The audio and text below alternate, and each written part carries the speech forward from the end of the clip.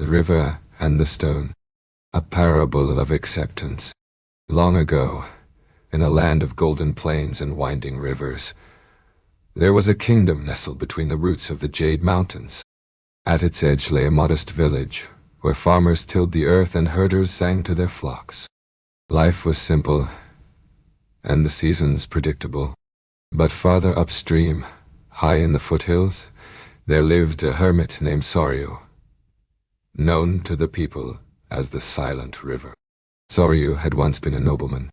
His family was rich, his sword sharp, and his ambition endless. But a great sorrow had stripped all these things from him, leaving only silence in its place. No one knew the whole of it. Some said he lost his wife and children to a fever. Others whispered he had killed a man in rage and fled justice. But Soryu spoke of it to no one, not even the wind. For 20 years he had lived beside a river that ran like a ribbon down the mountainside, tending a tiny hut and a rock garden with the care of one who has nothing left to fight.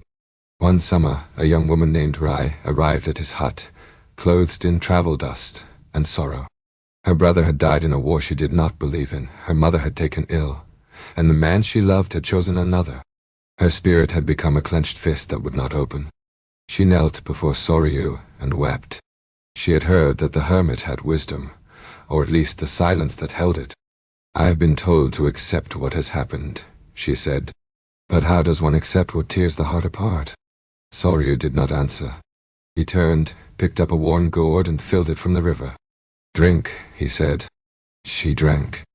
The water was cold and clean, and she realized how long her throat had been dry.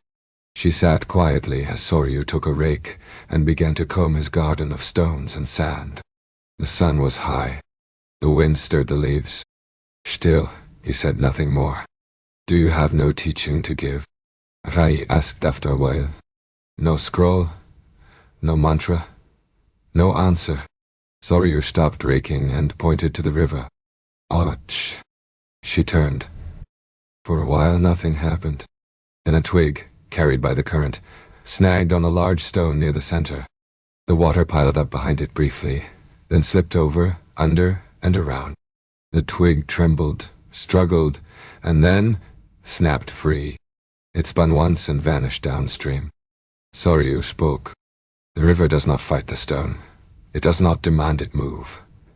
It does not weep at the blockage. It flows, around, through, over, beneath. Always it flows." Rai frowned. "So I must become water." He looked at her with soft eyes. "You already are. You only forgot." "But my pain," she said. "It feels like the stone." He nodded. "And it is. You cannot remove the stone. It has happened. It is part of your river now. The pain is not what stops you. It is the clinging. You wrap your arms around the stone and cry, 'Why are you here?' The river asks no such question. It accepts the stone and flows." Rai sat for a long time. The wind passed through her hair like fingers through silk. The river murmured. A sparrow dipped into its waters and flew off again.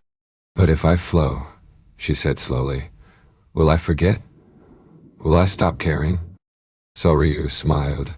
"To accept is not to forget. The river remembers every stone it has touched.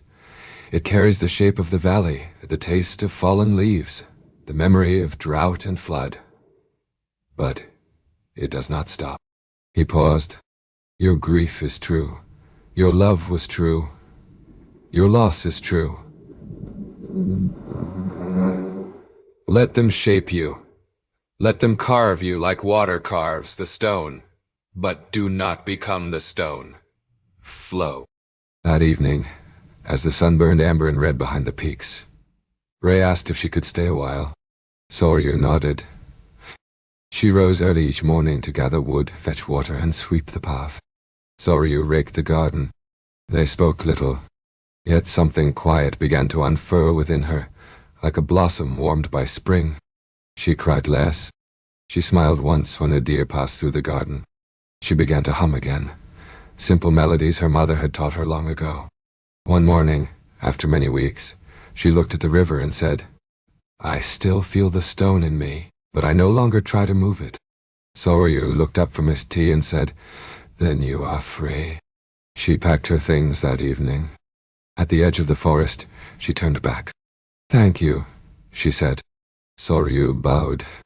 "Remember," he said, "there is no shame in weeping. The river swells and sometimes overflows, but always it flows." I smiled and walked down the mountain, not healed entirely, but flowing.